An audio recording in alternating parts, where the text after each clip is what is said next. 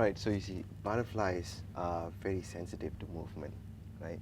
I'm trying to get close to one. So if you can see there, see that one is beautiful, all right?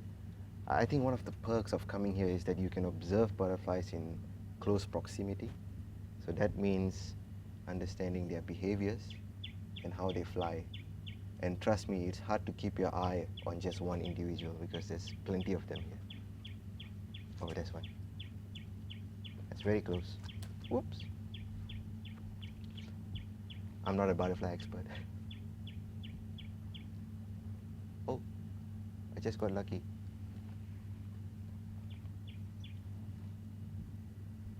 See, I told you.